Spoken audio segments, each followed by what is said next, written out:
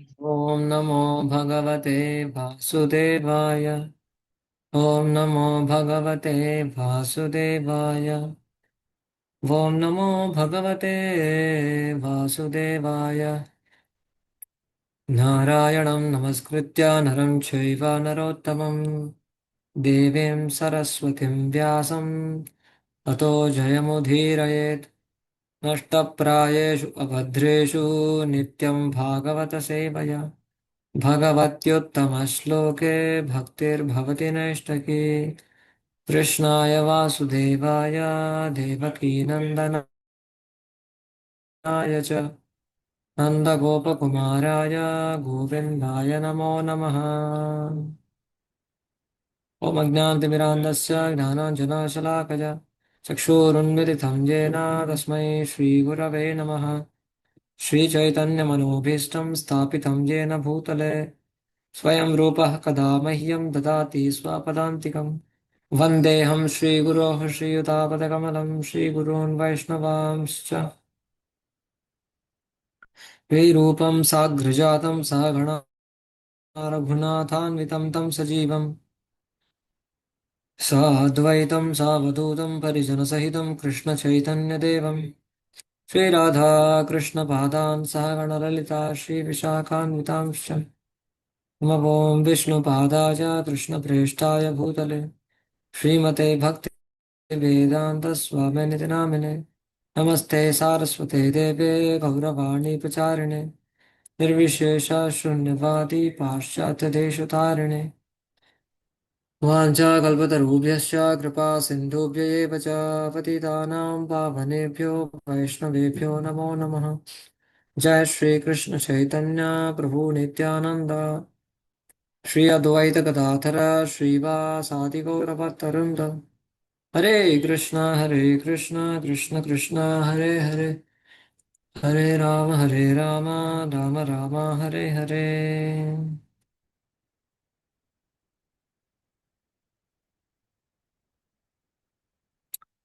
Hare Krishna. Welcome to our Bhakti Vaibhav Satsang. So we are reading Srimad Bhagavatam 14 to 24th chapter, Rudra Gita, the prayers sung by Lord Shiva. So we will see just for overview first what we are seeing, what we are going through, and then we'll come back to our section. So in chapter 23rd, chapter how Prithu Maharaj did so many austerities. Only it's a reflection of eagerness to meet the Lord. All the austerities, penances, difficulties underwent voluntarily are only manifestation of eagerness to meet the Lord. So, but externally he was undergoing so many jnana and karma, not karma, jnana and yoga especially, to destroy or to dissolve his subtle and gross bodies so that he can attain to Supreme Lord as early, as quickly as possible. So after giving up the body, so we discussed about the lineage, was the Falashruti were explained mainly. And in 24th, especially the lineage, genealogical line of Prithu Maharaj is described. We read that one. We studied a little bit about how different personalities appeared in that line, which the Ashwa was the eldest son. So we discussed that part, how the present Prachetas, how they manifested that till that point we discussed. And Vidra had a doubt when he heard that Prachetas met Lord Shiva, and immediately got a doubt. He asked that eagerness that wanted to understand how come Lord Shiva, such an amazing personality, such a rare personality, meeting these personalities, Prachetas, how could they meet? Why it happened? So then the whole rest of the chapter is answer for that. How did they met? What happened? And what all the benediction that gave Lord Rudra. So that is the whole chapter. So we have seen almost like 23rd verses. Till 23rd we got last time. So how when the order was given by Prachin Barishi to sons, Prachetas, they have taken up the order very seriously, and when they are going to execute that order, so knowing that these devotees especially are going to worship the Supreme Lord Hari, so Lord Shiva is so pleased and wanted to instruct them, wanted to give them special mercy so that they can attain very easily the Lord, Supreme Lord. Easily in the sense that 10,000 years tapasya is easy for them. It's a shortcut for them. Satyuga is many, many thousands of years, tens and thousands of years they used to live. So like that, so the situation happened.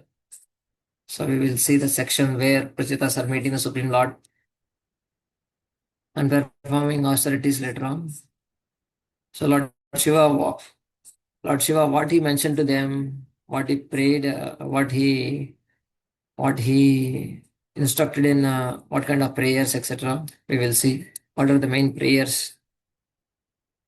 So that is the description in this chapter. Mainly Rudra Gita. The chapter name itself is chanting of the song sung by Lord Shiva. Chanting means basically he told us specific mantras. Here mantras means meditation. Meditation means Lord Shiva basically expressed the idea of how one should be purifying himself, and then how one should meditate on the Supreme Lord. These two things only he mentioned. So that is the whole Rudra Gita. How one should prepare before approaching the Lord himself. Just like if you, some of you might be doing deity worship. So when we start doing deity worship, first we have to do Bhuta Shuddhi, prepare oneself. And then we enter into the altar or the deity room. Then we do the deity worship, especially focusing on the different limbs of the Lord and trying to offer everything to the Supreme Lord, worshipping the Supreme Lord. Similarly, here Rudra Gita also mainly two parts. This is not directly mentioned here, but we will come to that section when I show a little more details. But the main part, two parts. One is purifying oneself, one is glorifying the Lord. Purifying and glorifying. So these two aspects are the main Rudra Gita. That continues from 33 to 68. So mainly 33 to 43 is like more of purifying, as it's mentioned, obeisance to the Lord in the form of Chaturvibha, the presiding deities of the elements for self-purification. So he is praying and is purifying himself. Then from 44 to 68 almost glorifying the beauty of the Lord and different limbs of the Lord. These are all things are mentioned, glorifying the Lord basically. Lord's beauty and Lord's connection to the material world from 60 to 68. But major part is about the beauty of the Lord, glorifying the Lord's wonderful form. So that's the main meditation. So that's how one can more and more please the Lord. That is what Rudra Gita. So purifying oneself, offering to different deities, presiding deities of the elements for self-purification, and praying for the purification, and then one is purifying or glorifying the Lord by meditating on the form of the Lord. So that is 68 Rudra Gita. Then finally, how to chant and Falashruti is also explained. So that's the main Rudra Gita, basic Rudra Gita. These are two parts. So let us see today. Mostly we'll try to complete at least one part. Let us try to see complete. We have seen till 25. So they almost came to the lake, beautiful lake from which Lord Shiva emerged. So Lord Shiva appears there, and Shiva pleased. Why he was pleased also explained. Because basic understanding is that, yeah, you're all going to pray to the, you are all Krishna's devotees. That you are going to worship the Supreme Lord. That's why I'm very pleased with you. Because Krishna is dear to me also. And Krishna's devotees also. Krishna's devotee is dear to me. That's why I'm coming to you. So he is glorifying the position of the Supreme Lord Vishnu. And then he starts with Rudra Gita from 33. So from 33 to 43 is the main for purification. We will see this table also because it's not, we will be a little lost in when we keep on reading the verses. But this gives very good understanding of what is going on behind, along with Acharya's little comment, the purpose of the prayer and function of deity, etc. To, to whom all he is praying for, whom he is remembering, especially Lord Shiva is praying here, are remembering. And so, of course, the main understanding is for all our sake, just like he is indicating to Prachetas, how to purify one, how to glorify the Lord. So, to whom all he is praying, Vasudeva, Sankarshan, Pradyumna, etc. So, we keep on reading verses and we'll come back to see what is the essence of the verse and how we need to understand till 43. So, till 43, he keeps on remembering various personalities. He directly glorifies the Lord's form. That's the main aspect. From 44 to 52, serving and seeing and serving the Lord's glorious form. These are all beautiful verses. Lord's various limbs are glorified. So meditating on the limbs of the Lord is itself is a bhakti. It's the highest form of bhakti. Of course, we understand out of the four, Nama Rupa Gunalila, Etan Nirvidyamanaam Ichchatamakato Bhayam, Yoginam Parnirnitam Hare Namanakirtanam. Second canto, it mentions is Etan Nirvidyamananam Ichchatamakato Bhayam, Yoginam Nirnitam. They concluded all the perfected yogis Hare Namanakirtanam. So there Acharya's comment that, say out of four Nama Rupa Guna Leela, so here Hare Namanukirtanam. The Nama, meditating on the holy name is given the topmost pedestal. But it doesn't mean that other limbs are useless or neglected. That are also very important. Nama, Rupa, Guna, Leela.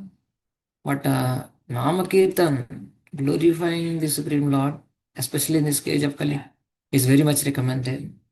Other processes always, just like deity worship, other processes keep on adding to the purification aspect, especially in the conditioned stage. At the Siddha stage, deity worship is not just for purification, it's just reciprocating with the Lord. So, but here, especially the form, meditating on the form, praying to the form of the Lord, remembering the form of the Lord, meditating on the form of the Lord is glorified. And also, deity worship is always accompanied by the names. So, holy name has to be there everywhere. And deity worship, anything we do, Namakirtan has to be there. Then only it's perfect. So, other limbs also very much important and they give purification. Naveda Bhakti, as Chaitanya Mahaprabhu himself mentioned to Sanatana Goswami. साधनेर मध्य श्रेष्ठ नवविध भक्ति साधनेर साधनेर मध्य श्रेष्ठ नवविध भक्ति कृष्ण प्रेम कृष्ण दीते धरी महाशक्ति. They have the potency to award Krishna prema and Krishna to give Krishna.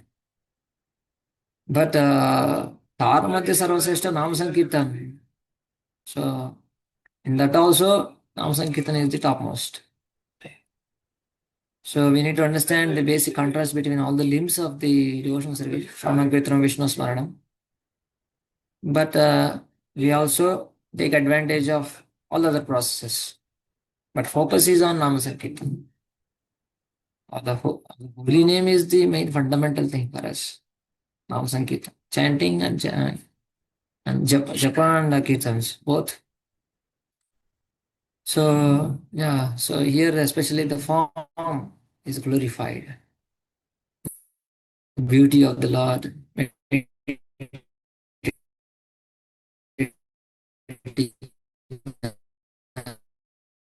the beauty of the Lord.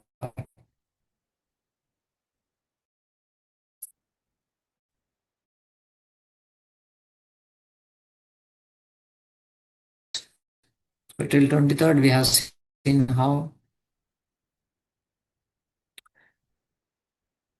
Lord Shiva Hare is Krishna Prabhu, Hare your Krishna voice Prabhuji, is your voice is breaking. breaking. Yes, voice is breaking.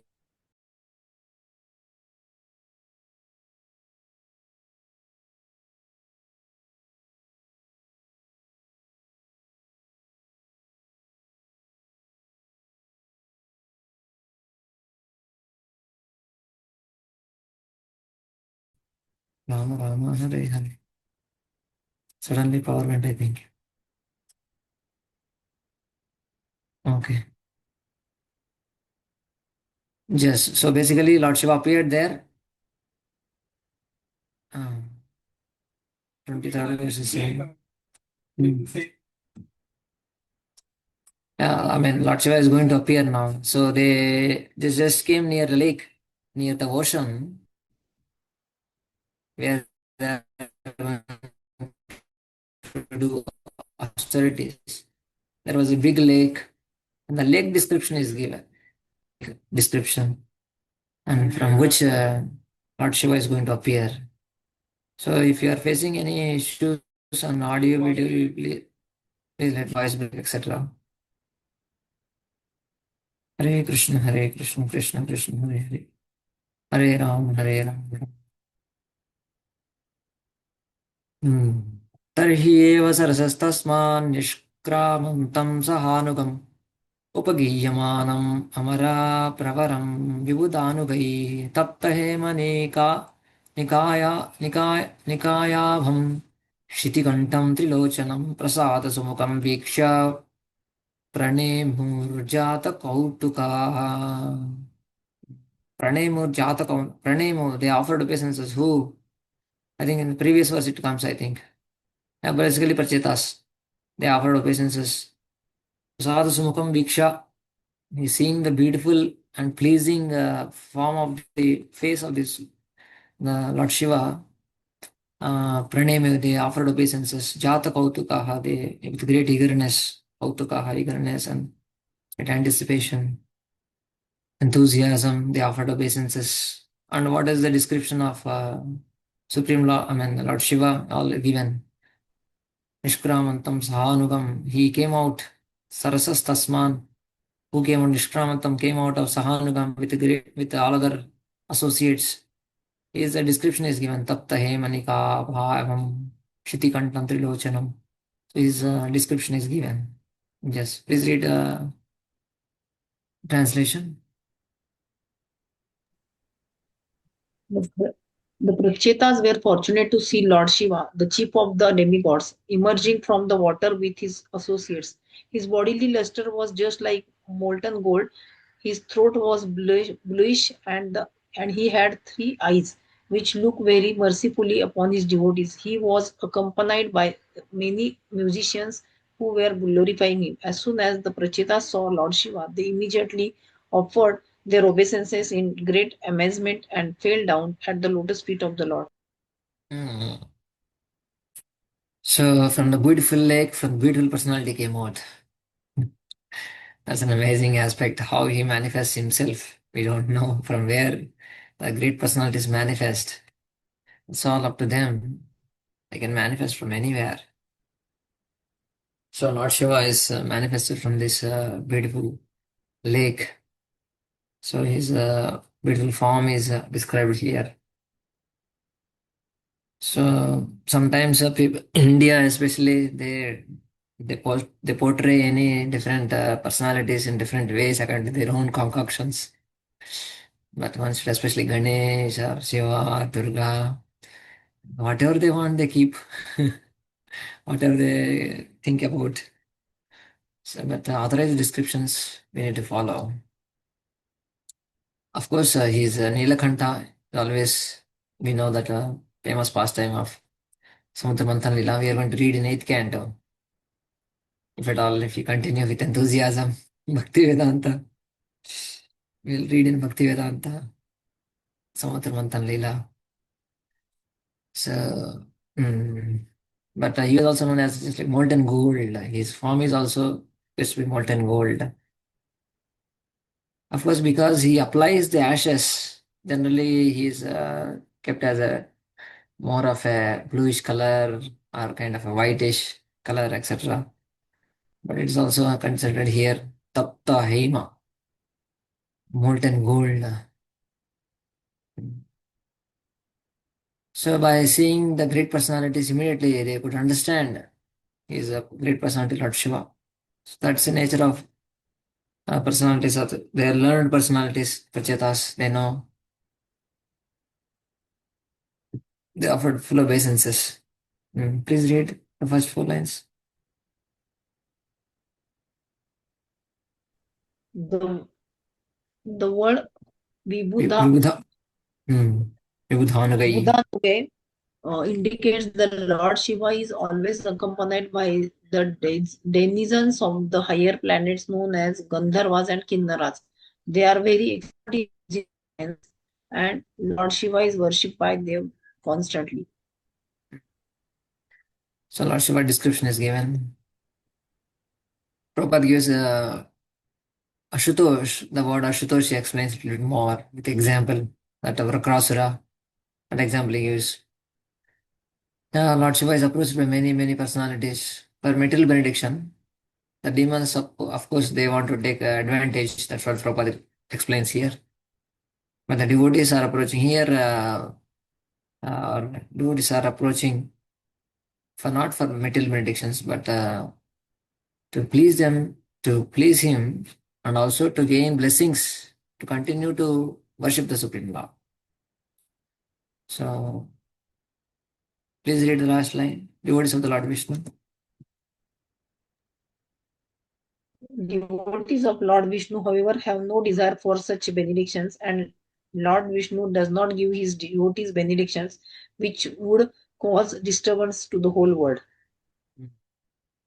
So, basically, who approaches Lord Shiva and what is the main purpose of devotees? They will not approach even any devatas. They may worship, they may praise, they may respect the devatas, but they don't approach for some material upliftment. So that is one of the main points. Satam prapannaartiharo bhagavan dharmavatsalaha dharmagnan shila sampannan pritan vuvachaha.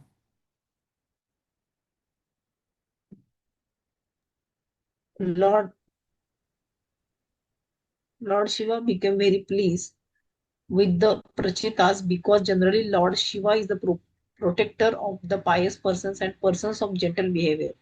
Being very much pleased with the princess, he began to speak as follows. Hmm. So he is glorified as Dharmavatsalaha. So Prabhupada explains about Bhaktavatsalaha, just like Krishna is called Bhaktavatsala. Here is a Satan, he Lord Shiva. Prapannartiharo, he is a Prapannartihara, one who drives away all kinds of dangers. Shiva's another name is mentioned, Prapannartihara. So his qualities are mentioned, Dhanavatsalaha, Prapannartiharaha. So seeing the qualities of them, Dharmagnan, Prachetas, Shila Sampannan, wonderful in qualities, well behaved. Pritaha, he became very pleased. And, uh, and they are also Prita, very gentle in behavior. So all these qualities, both their qualities are explained. Prachetas qualities and Lord Shiva's qualities. And being pleased with them for their wonderful qualities. So he began to speak. Of course, the main wonderful quality is not just these external symptoms, but the fixity in the Supreme Lord's worship. That will come in the next upcoming verses. So we need to one point we need to understand that there also the same point comes. This is Siddhantic point comes in the first canto, Nadmuni section. Bhaktivedants are pleased with Nardamuni.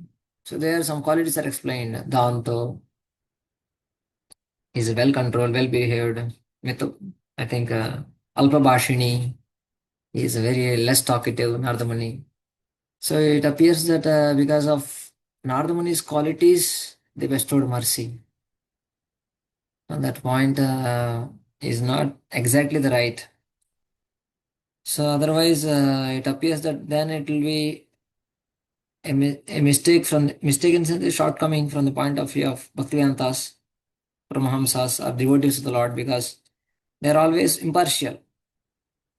So whether one has a good qualities or no qualities, they are always impartial. They keep on giving the mercy. So to highlight that point, their Vishwanath Chakravarti mentions. So their mercy did not manifested because he was well behaved. No, they were merciful by their own nature. Their sadhus means they are always merciful. Best well wishers, ever well wisher, whoever it may be it Jagai Madai or be it Sukalam Brahmachari, whoever it may be. Always they always want to bestow mercy on all others, devotees, others. So here also, though it appears that here Lord Shiva found wonderful qualities, but because they are devotees of the Lord, that's why he appeared, manifested to give them mercy. So that's one of the main point here. Prabhupada explains Dharma Vatsala, Bhakta Vatsala, and who are all personalities, approaches him, who all he will bless them, he mentions. Please read. Yellow portion. Nonetheless, these two words have additional significance. Sometimes Lord Shiva has to deal with persons who are in the moods of passion and ignorance. Such persons are not always very much religious and pious in their activities, but since they worship Lord Shiva for some material profit, they sometimes obey the religious principle. As soon as Lord Shiva sees that his devotees are following religious principles, he blesses them. Dharma Vatsala. So though mode of passion, ignorance people also come. And because they are following some authority, scriptures, he will become pleased. Dharma Vatsala. So that's what is explained. Continue. The Prachetas, son of the Prachin Barhi, were naturally very pious and gentle, and consequently, Lord Shiva was immediately pleased with them. Lord Shiva could understand that the princes were sons of Vaishnavas, and as such, Lord Shiva offered prayers to the Supreme Personality of Godhead as follows. Mm. So now Rudra begins. Initially he explains why he was very much pleased with them, why he came to give darshan, and that's all. After 2-3 verses from 33rd, it starts the main Rudra Gita. Till that point, he explains some things about why he came and what he's going to speak. Yeah. Shri Rudra Uvacha, Hare Krishna Prabhuji. Prabhuji, यूयं please. वेदिष Hare यूयं Krishna. वेदिषदः पुत्रा विदितं वश्चिकीर्षितम् अनुग्रहाय भद्रं वा एवं मे दर्शनं कृतम्.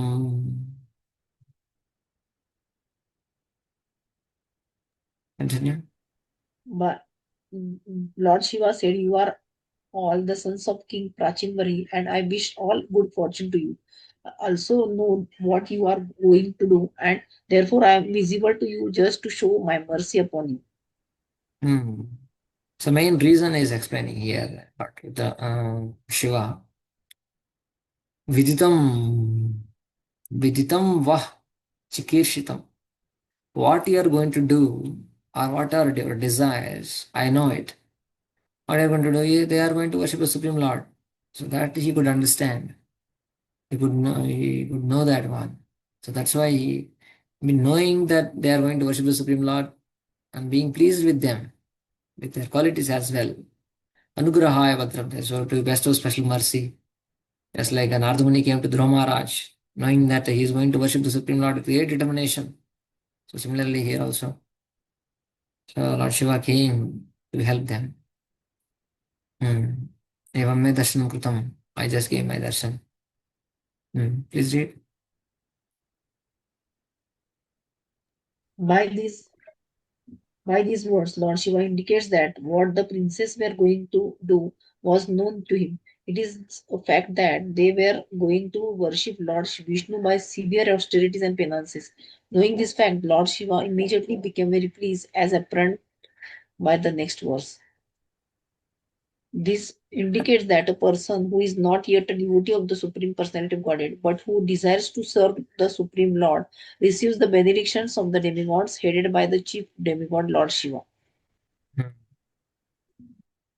So it's such a beautiful points Prabhupada trying to mention to inspire us that how who desires to serve the Supreme Lord receives all benedictions from all devatas. So even there is one verse also, now I don't remember exactly, but there is one verse that one who is desiring to chant the holy name of the Lord, by seeing that Brahmaji starts preparing Madhupak to worship the devotee. It is mentioned like that. So if someone is desiring to chant the holy name of the Lord on this earth planet, Martyaloka, so seeing that Brahmaji becomes quite happy and satisfied and jubilant and dancing, and he starts preparing Madhupak to worship worship that personality, devotee. So that's the amazing aspect of bhakti of the two Supreme Lord. So how they will be so much pleased, basically devatas, all the devatas. So they will be more pleased when we start trying to. Of course, they may test also sometimes under the direction of Supreme Lord, under the direction of Mahadevi. Sometimes they may test also, but still, the test also for our, that is also one of the favors, to test where we are, kitna pani mein hai. So, so that's how, but basically they are very pleased. That's the main point here. Who is not a devotee of Supreme Lord, but who desires to serve. So just like Lord Shiva is pleased here and manifested himself, Prabhupada is mentioning that point, that they will be more pleased. Asmati, you can read this point and then we'll take a question. Indeed, all the demigods are simply waiting for an opportunity to serve the devotee. Thus, there is no need for a devotee of Krishna to endeavor for material opulence or liberation. By being situated in the transcendental position of the devotional service, he receives all the benefits of dharma, artha, kama, and moksha. Mm. So basically, Prabhupada is emphasizing the same point. They are waiting to serve the devotee. So by seeing a determination of the devotee, they will keep on giving their blessings as well. Yes, somebody raised hand. Hare Krishna Prabhuji. In previous Yes. purport or previous shloka, it is said Shiva appeared through this lake. So, is this lake is at Kailash Dham, and what is difference in this Shiva? And we are reading Rudra Gita. So, what is difference between Shiva and Rudra, Prabhuji? Generally, Sadashiv is considered like a eternal personality who stays in spiritual world, and his Mhm. expansions are considered like Rudras, 11 Okay. expansions. Yeah, Hmm. that's a general reference. And Rudra Shiva, is it's Sadashiv. Mahashiva, na? Mahashiva is Sada, in spiritual world. Its expansion is Rudra, Rudras. and Shiva, Shiva, Sadashiva, same, same, Sadashiva and same. Shiva is one and the same. Yeah. Okay. So is this in that Kailash Dham which It appears I didn't came across anything that Kailash. I think Prabhupada last time we are reading somewhere it's near to Kailash. Prabhupada mentioned somewhere here. and it is somewhere mentioned that Himalaya also. So this Himalaya is in this material world. Yeah. Then where is this Himalaya, or is this description from Kailash Dham? From where is it? This all this lake and description of lake and appearance of Shivji. Is this from Kailash Dham, Prabhuji? I need to just check location exactly where they went. Kailash somewhere I read this point. इस document में तो नहीं दिख रहा है Kailash. But I'll let you know. Yes, yes, Prabhuji. Exact location. Rudra. Ocean.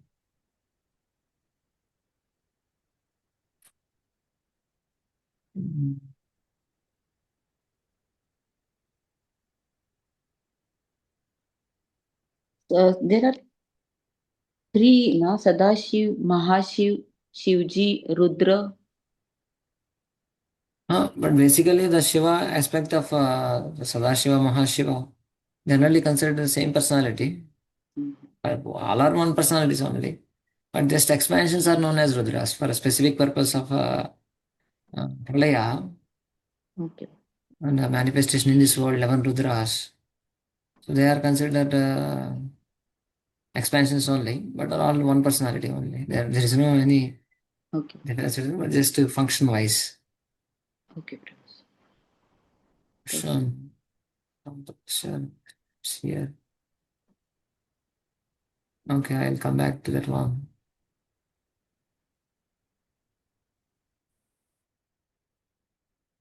Kailash. Hare Krishna Prabhuji.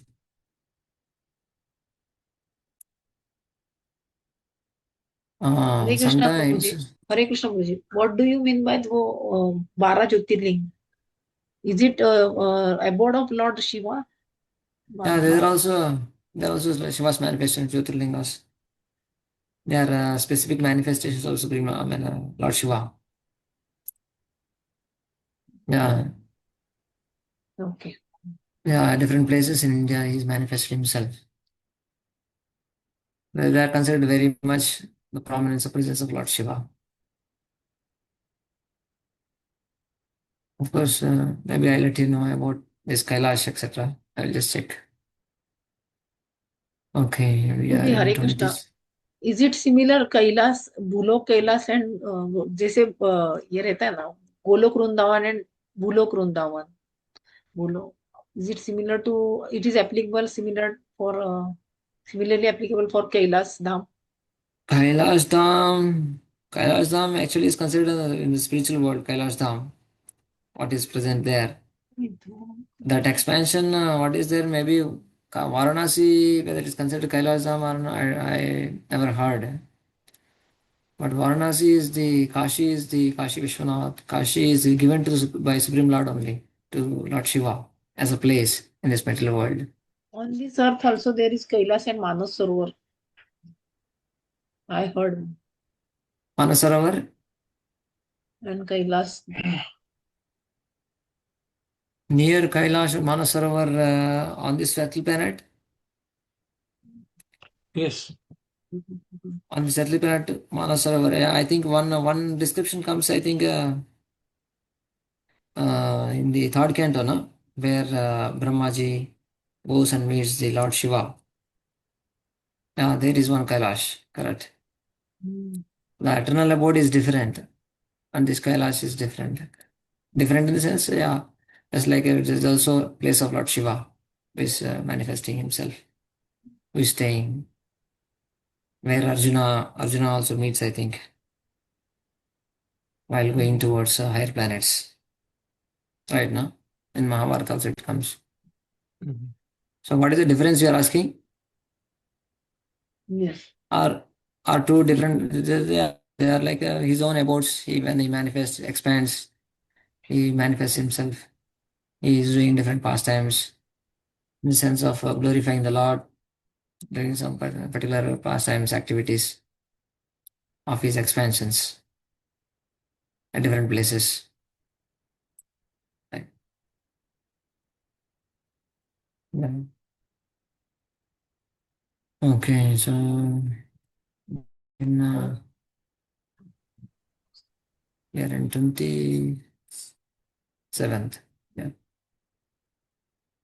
Yeah, but basically, main point here that all the devatas, especially Lord Shiva, is very much pleased. I will be pleased with the devotees who are very much determined to serve the Lord, please the Lord.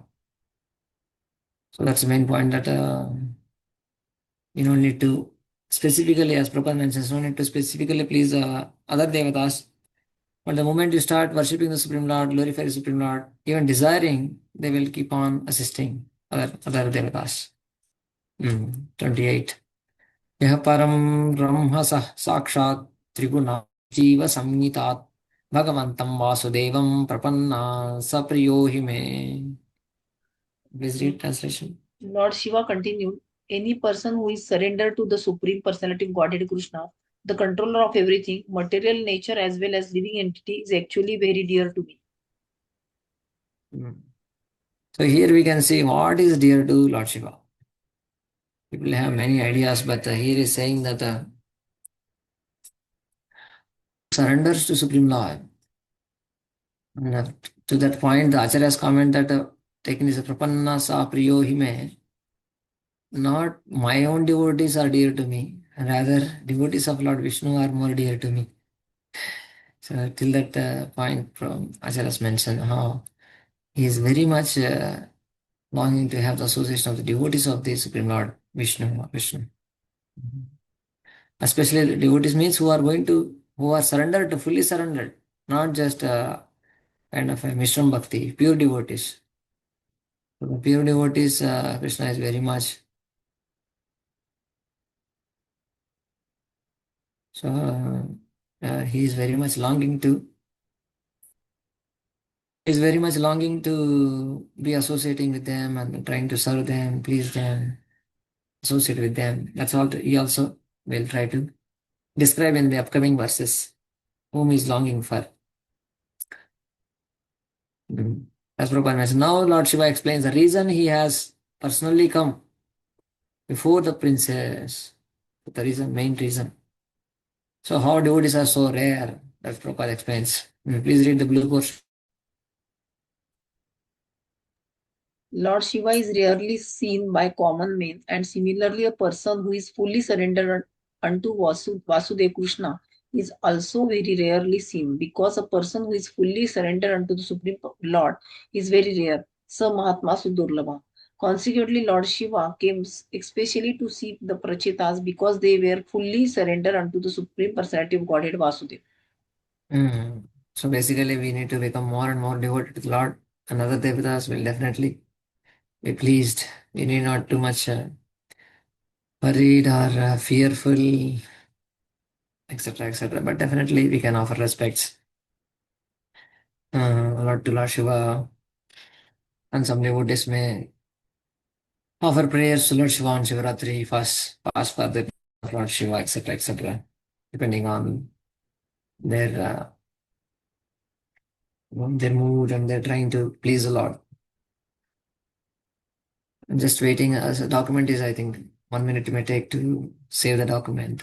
But so Prabhupada's main point here that so the devotees are so rare, and also some Mahatma Sudurlabha, the rare. So that's why Lord Shiva is also very much longing to be with them. It's a great devotees. So then Prabhupada explains the different words from this sloka. The words of how Lord Shiva is glorifying the Lord. We have Param, who is the transcendental to all Triguna, Jiva Samina, both Jagat and Jiva. Jagadish is beyond Jagat and Jiva also. For both he is beyond, or he is secret, Ramhasaha, proper translation Ramhasaha, or the controller, okay, this is saying controller. A controller of both, that also correct. This is subtle or transcendental, or controller of these two aspects also. The gross, and especially the gross matter, and the subtle aspects of the jiva. So both is beyond. To the Supreme Lord, Bhagavantam Vasudevam Prapannaha Sapriyo Hime. So to that Supreme Lord, his qualities are explained. And who surrenders to that Supreme Lord Vasudeva, they are very dear to me. So that is the main point. Then Prabhupada explains all those aspects, how Supreme Lord is beyond all these gross and subtle aspects. I explains about all this Aparayamataswanyam, different Shakti, Prakriti and Purush. Different kinds of Prakriti. Jiva is also Prakriti. Jada Prakriti is different. Chetan Prakriti is different. Chetan Prakriti, we are all Chetan Prakriti. Jivas are also Prakriti only. But Jada Prakriti is different. So, but everyone is Prakriti, only Purusha is the Supreme Lord, Lord Krishna. So that Prabhupada explains on how he is the Supreme Lord beyond. So he's the Supreme Lord is beyond both of them. So that Prabhupada little more deeply philosophically explains. And the Sakshat word, different words Prabhupada explains. The conclusion is that the devotee of Lord Shiva is not, Prabhupada writes here. The conclusion is that a devotee of Lord Shiva is not dear to Lord Shiva, but a devotee of Lord Krishna is very dear to Lord Shiva. So, meaning that basically he is wanting to associate with the devotees of Lord because that's the nature. His Lord is Supreme Lord because they keep on nagging him, please give me that, please give me this, and they keep on troubling Lord Shiva. But devotees keep on glorifying the Supreme Lord, worshipping the Supreme Lord. He is also very pleased. He also wants to always hear the names of the Lord, glorify the Lord. So that's why he becomes more dear to the devotees. And then in this verse, then he explains, Lord Shiva is saying now all these verses. So why he is so pleased with the devotees? So that is the main point he is trying to establish. Why he became so pleased with the Pachetas. So that to that point he's explaining all these verses. Because I'm very much longing to be with the devotees because they do Shabda Bhakti. Great devotees always. So they are surrendered to the Lord and they always perform unalloyed devotion to the Supreme Lord. And that is the only highest thing in this world. To establish that point also is saying this verse, comparative verse. Brahma, Vishnu and Lord Shiva. Sudharmanishta Shatajanma Vipuman Chitam Eti Tatah Param Himam Avyakutam Bhagavato Tha Vaishnavam Padam Yataham Vibudha Kalat Tyaje. Someone please read.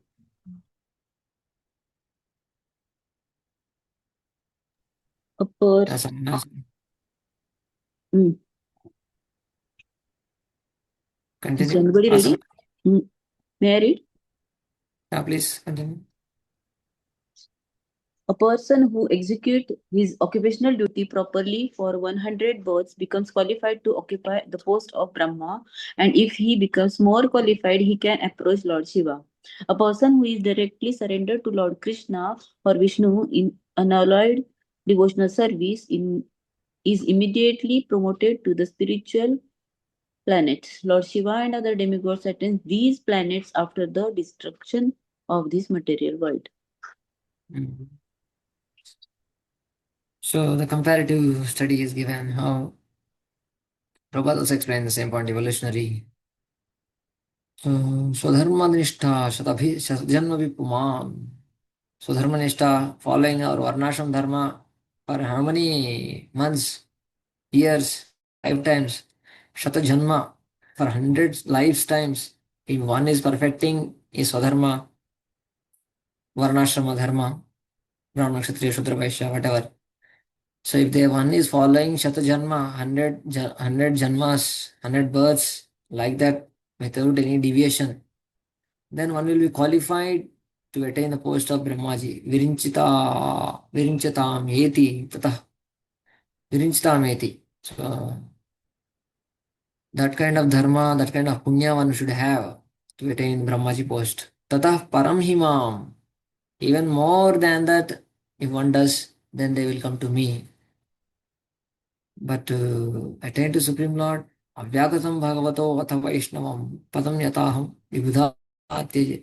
But only when one gives up after annihilation of the material world, uh, devotees Avyagatam Divyashan Bhagavata, the Supreme Lord, he is achieved.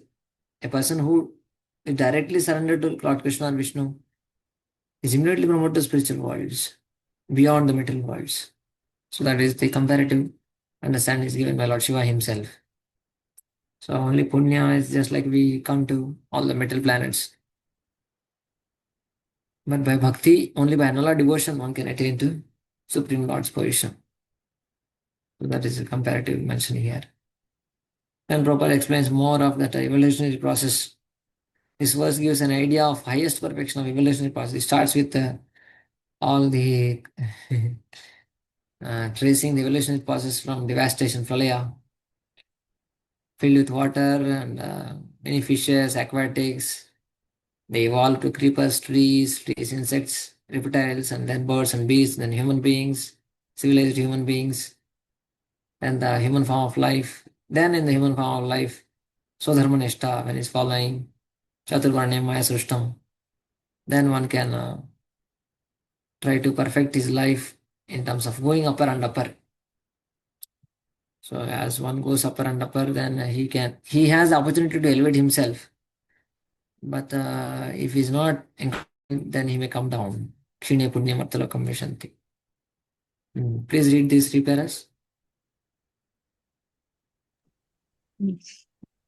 Here is described Swadharma Nishtha, that is, does not matter whether one is Brahman, Kshatriya, Vaishya, or Shudra. If one sticks to his position and properly execute his particular duty, he is considered a civilized human being. Otherwise, he is no better than an animal.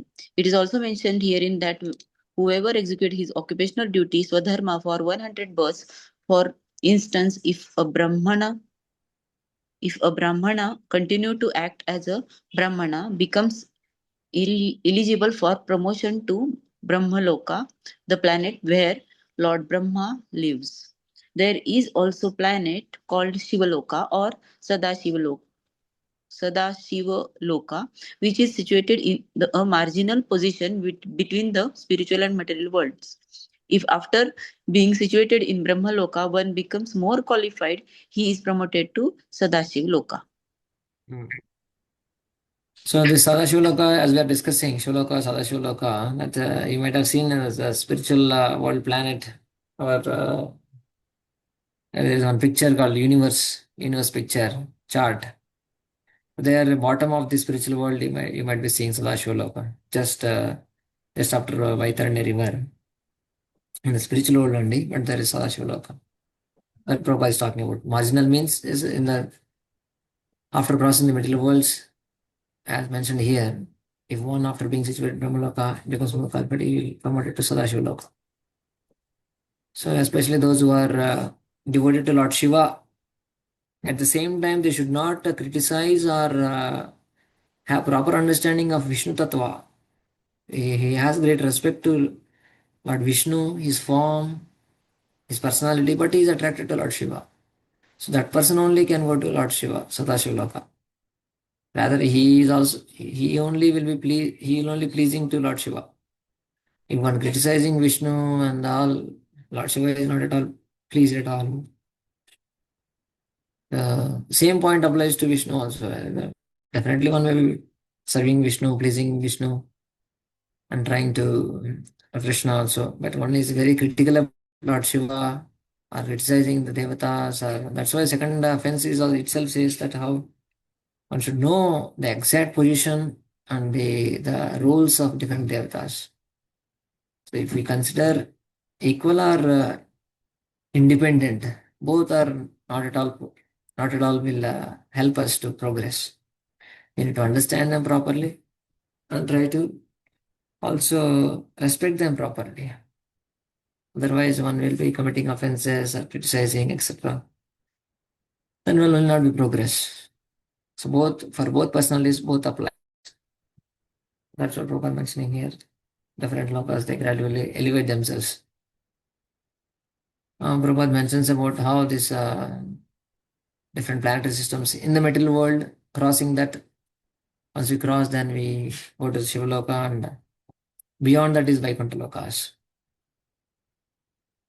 So Prabhupada one point mentions similarly, one is not very safe even if he is promoted to Shivaloka because the planet of Shivaloka is marginal. So however, if one attains Vaikuntha Loka, he attains the highest perfection of life, end of evolutionary process, confirmed.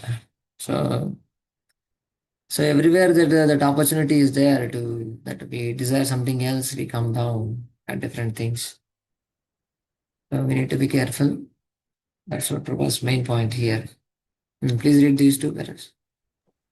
In other words, it is confirmed herein that a person in human society who has developed consciousness must take to Krishna consciousness in order to be promoted to Vaikuntha Loka or Krishna Loka immediately after leaving the body. Tyaktva deham punarjanma naiti mameti so Arjuna. A devotee who is fully in Krishna consciousness, who is not attracted by any other loka or planet, including Brahma Loka and Shiva Loka, is immediately transferred to Krishna Loka, Mamaiti. That is the highest perfection of life and the perfection of the evolutionary process. So, so it's also mentioned when we leave the body. So if at all we are very much devoted and serving the Supreme Lord, remember the Supreme Lord, we will be taken also through different planetary systems. So if you have any desire to see here and there, then we will be staying there for some time as well. So Prabhupada always, that's why he's very much always hammering that point that don't be attracted to anything else than Krishna or Vishnu. You go to highest planets. So if you have any desire to see here and there, then we will be stuck up there. Of course, the credits will be there definitely. But that's how it's mentioned, how we go through different planetary systems just to test us how much we are fixed up in Krishna service. So just like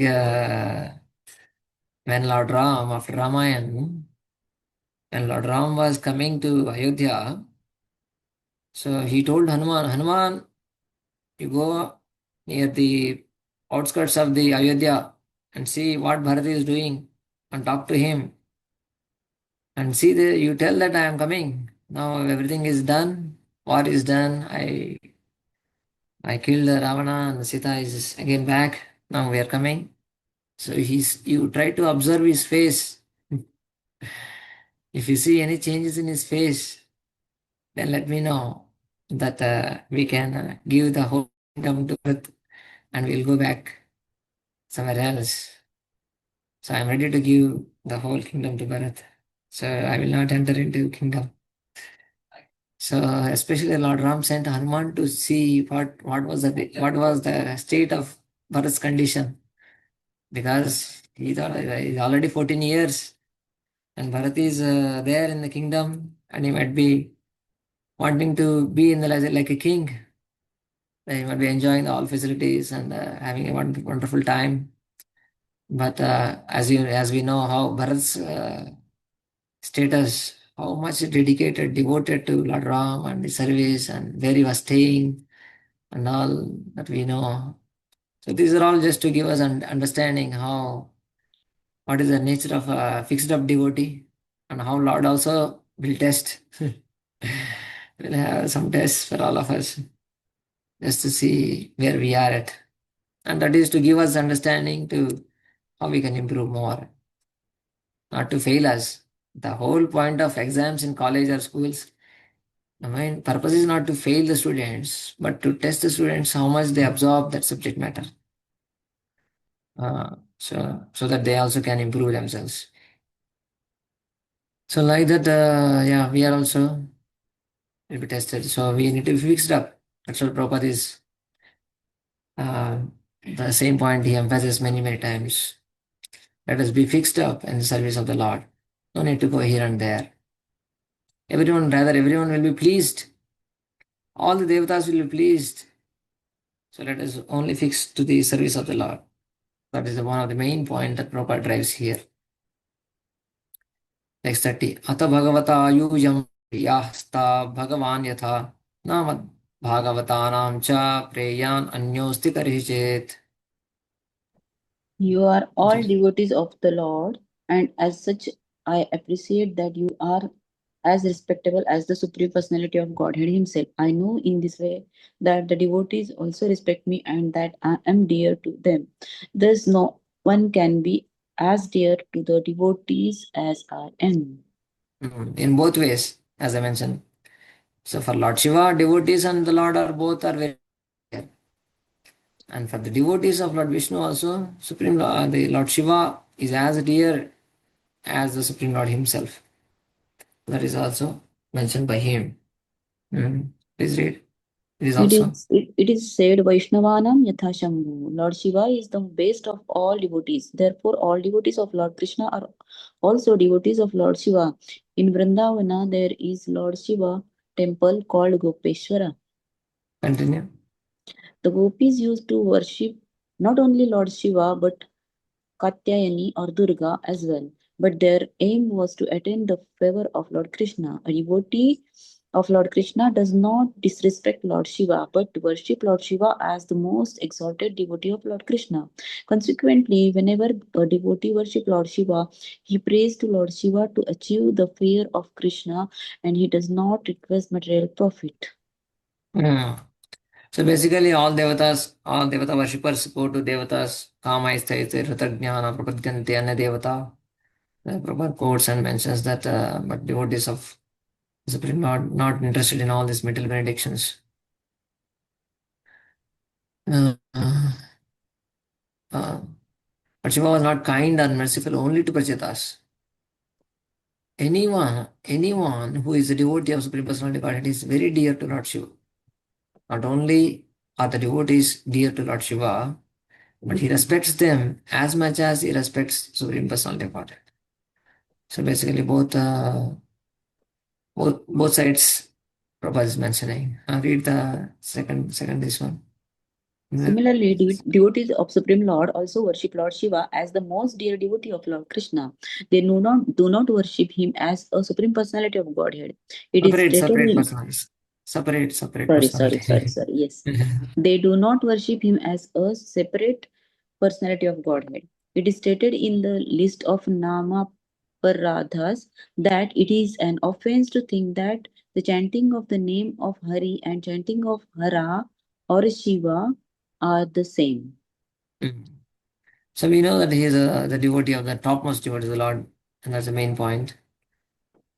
So, but they do not worship him as a separate personality of Godhead. It's not that he's independent. It's a dependent of the God. That's the main point. Mm. So from this verse, it appears that Lord Shiva blesses the asuras simply for the sake of formality.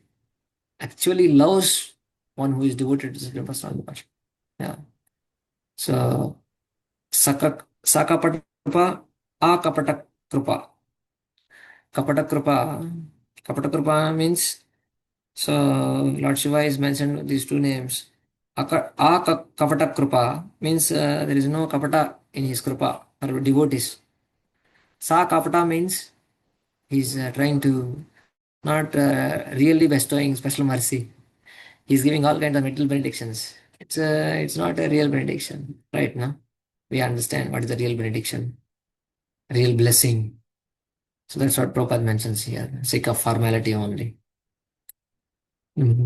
So basically, so he is glorifying the position of devotees and devotion and Supreme Lord very much in these verses. And Prabhupada is also emphasizing not only Lord Shiva, who is the topmost of devatas. In fact, all devatas will be pleased. So let us be fixed up in the worship of the Lord. Idam vivektam japtavyam pavitram mangalam param nishreyasa karam chapi shruyatam tadvadami vaha. Now I shall chant one mantra which is not only transcendental, pure, and auspicious, but it is best prayer of anyone who is aspiring to attain the ultimate goal of life. When I chant this mantra, please hear it carefully and attentively. So I say, I am going to chant now. So till now, he glorified the devotees and why he appeared to them, why he is so pleased with them, so that he is also giving lessons to us. So the more we are determined, the more more pleasing we will become to Lord also. So then he is going to use mantra. So he's saying, be very attentive. Shriyatam, Nishreyakaram, which is very beneficial. Mangalam, all these qualities, very pure. Pavitram, Japtavyam, always should be chanted. Japtavyam, imperative verb, should be chanted. One shall say, yeah. Ultimate goal of life, Nishreyasakaram. Beneficial means ultimate goal of life. Mm. Yeah, Vivek Prabhupada comments on that. It's very rare and confidential. So much so that anyone desiring ultimate prosperity or auspicious goal of life must take instructions of Lord Shiva and pray to and glorify Supreme Personality of Godhead as Lord Shiva himself did. Maitreya Uvacha इत्यनुक्रोशहृदयो भगवानाह शिवाः बद्धाञ्जलीन् राजपुत्रान् नारायणपरो वचः. The great sage Maitreya continued, out of his causeless mercy, the exalted personality Lord Shiva, a great devotee of Lord Narayana, continued to speak to the king's son who were standing with folded hands. Please read. Lord Shiva voluntarily came to bless the sons of the king as well as do something beneficial for them. He personally chanted the mantra so that the mantra would be more powerful, and he advised that the mantra be chanted by the king's son, Rajaputras. Rajputras. Yes, continue. When a mantra is chanted by a great devotee, the mantra becomes more powerful. Although the Hare Krishna mantra is powerful in itself, a disciple upon initiation receives the mantra from his spiritual master. For when the mantra is chanted by the spiritual master, it becomes more powerful. Lord Shiva advised the son of the king to hear him attentively, for inattentive hearing of offensive. Hearing is offensive. So here, 2 points Prabhupada is mentioning that how mantras, when they are given by the great personalities, it has a very high potency. Then we ourselves chanting, but that is also considered like a net practice. In net practice, we consider is very important, but the actual match is different. But net practice is always is foundational. Also, it helps a lot. It will help. As like without net practice, you keep on, you go to final match and playing, you'll not be playing at all. Similarly, here we chant before initiation. Also, we chant mantras. We chant. They are powerful. They are purifying the heart. And when we receive, especially from the mercy, when we are sanctioned by the authority, when we are connected to the parampara, by Diksha, becomes more and more powerful. Of course, it depends on us how we can access. There can be high voltage system, 11,000 volts power substation may be there. But if I am not connected properly, then how will I access the current? If I don't plug in to my socket in my home, well, no charge will happen. So similarly, we need to connect to through parampara, to access the mercy and power. As Prabhupada is very much talking about power here, mantras power. Yeah, that's very much because they are very very pure. Their hearts are pure. When we hear the holy name from the great souls, their chanting, their association, their sound vibration is more purifying. We can practically see also, just like when we hear Prabhupada's lecture is literally, it's always, most of the time, many basics keep on hammering that how we are different from the body, how we are just stooped in sense gratification, how we need to understand the Supreme Lord, that they're different from the body. We need to take up the process, bhakti. So has to be very simple and very basic, 30 minutes, but it has a very profound effect. Will have. That's the wonderful aspect of the purity and their dedication, their realization. So that's why it's a very, very effective when we keep on hearing from great souls. Mohan Mukhachuto, that famous from Prithu Maharaj section, we have seen that Sudha Karnanila. So when they speak the Sudha Karnanila, saffron dust particles will transfer from their mouths to our hearts, which can ignite the irreversible reaction. So that's the power of the holy name when we hearing from great souls associating with them, trying to please them, especially hear from them. That's why it's also we can keep the Prabhupada Pranam Mantra, Prabhupada Mantra, Kirtan in our houses, but it's always powerful. and very purifying as well. Wherever we go in our traveling vehicles or in our homes, wherever we stay. In our temples, whole temples, all general temples will keep on playing the Prabhupada mantra, Hare Krishna mantra. So that sound vibration has a lot of effect. Sound itself is a very purifying and affecting everyone. What to speak of great souls chanting. So that's Prabhupada emphasizing that the mantras, when chanted by great souls, have a great potency. So he's going to give the mantra. So please be very attentive. That is one more point. Second point is Prabhupada's main point is for inattentive hearing is offensive. So when we are at inattentive is also, as we read 11, 10 offenses to the holy name. 11th is also an offense to be inattentive while hearing. And it is a very great task to keep the mind while reading, while hearing, classes, etc. Quite a difficult task to keep the mind on track. In Kali Yuga, Vasis and all, it's quite always distracted here and there, keep on thinking so many things. So, but we endeavor our level best to be attentive, either by writing notes or doing certain things which can be effective to be attentive. That's one of the aspects. So because our process itself is hearing process. So only by hearing we can be more and more purified. Shunvata swakata Krishna punya shravana kirtanaha vardhantostobi abhadrani vidhunoti susakam. Shunvata swakata Krishna. Hearing. So that hearing will have effective more and more when we are attentive. At the same time, hearing from personalities who are very much dear to the Lord. These 2 points Prabhupada is very much emphasizing. And now Lord Krishna Shiva. Prabhuji, Hare Krishna means we are Yes. doing regularly offenses. Means we are chanting not attentively, Yeah. indirectly or directly we are doing regular offenses. Yeah, that's why Prabhupada mentioned, no? There are 3 stages. Offensive, offensive chanting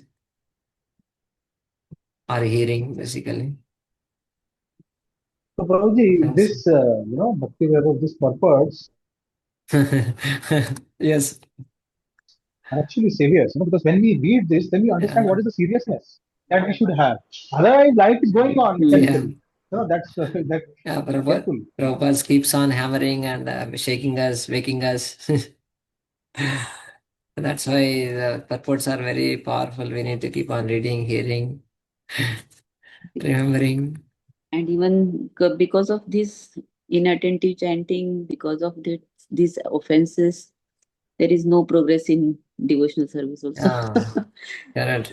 So that's why we need to focus on especially chanting and applies to Mm. hearing also. The more we do one aspect, other aspect also keeps on improving. So Mm. it's like cyclic. If we do one thing very attentively, other things also we do attentively. That's a very secret of becoming attentive. If we do Mangalarti or whatever deity services attentively, or even for that matter, even our normal day-to-day activities, responsibilities, when we are attentive in doing that, that helps in even when we are doing spiritual activities, become very attentive. So Yes. that's tapping the aspect of psychology, mind's psychology. Mind has also psychology. Mind has its One own kind of pattern. point I wanted to add, Prabhuji, is that Mm. when I see His Holiness Radhanath Swami Maharaj, everything that he does it so Mm. carefully. The Correct. smallest thing, whether it be offering one flower or speaking to Yeah. somebody. I mean, the level Correct. of attentiveness is like, Yeah. epitome that, I've never seen any other personality Mm. like that. So that really, I don't know if, how cannot even gauge what level he has. Just every Yeah. small thing, even japa, everything is attentive. That is so inspiring. We are having Yeah, his all the great association. personalities like Prabhupada, all the great personalities, acharyas, they are very attentive, very, very focused. When they are doing one thing. They are not just wishy-washy. So yeah, we need to learn, we need to practice, not just learning, but we need to little bit we need to take up certain things where we can do little attentively. Uh, because these are all offensive in the sense that we are not progressing. So and this we need to slowly come to the level, at least offenseless chanting, offenseless hearing. Basically, offensive means where the subtle point is that we are not aspiring to fulfill our material desires. Just like while hearing also, when we have some material desires to fulfill, then it's more of offensive hearing or chanting. And the gross inattentiveness is also offensive in the sense we are doing something else. We are not very properly attentive. It is also kind of a, we need to be a little careful. Just like a person comes before, just like a guest comes to your home, and if he's speaking to you, and you are seeing here and there on top, on side, and you are going, walking to that room and coming back, and you are doing so many other things, then other person feels, Arey, I'm talking, but he has something else to do. He'll feel uncomfortable inside. Rather, he may feel also disrespected. Right now, especially some great personality, just like go to office or boss is there, if boss is talking to you, then if you keep on doing something else, checking the paper, checking phone, WhatsApp, how you will feel, right? So same things will the personality, Supreme Lord, while chanting, while hearing. Because it's not to scare, but at the same time we need to be a little careful. So that's the main point. Let us try to be more attentive while hearing, while chanting, etc. Yes.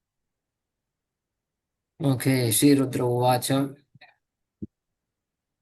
So till now, the whole aspect of why devotees are dear to me and why I am pleased with them is because they are fixed up in their devotion to Supreme Lord. Because Supreme Lord is also dear to me and devotees are also dear to me. So that's why I came and I am trying to favor you. Please, you all hear very attentively. So the favor is because they are fixed up in their goal of pleasing the Lord. So that's the main section till now. So now his Rudravach is only going on. This is giving more instruction wise. He is now is starts his Rudra Gita. Sri Rudra Uvacha Jitam ta Atmavidvarya Swastaye Swastirastu me Bhavataradhasaradham Sarvasma Atmane Namaha.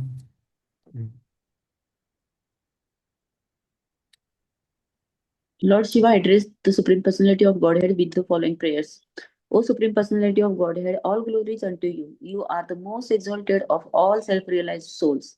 Since you are always auspicious for the self-realized, I wish that you be auspicious for me. You are worshipable by virtue of all perfect instructions you give. You are the super soul. Therefore, I offer my obeisances unto you as the supreme living being. Mm.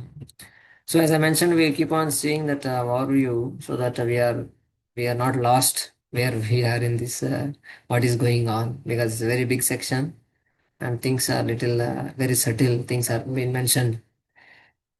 So nicely formalized, tabulated here. So we are in 33.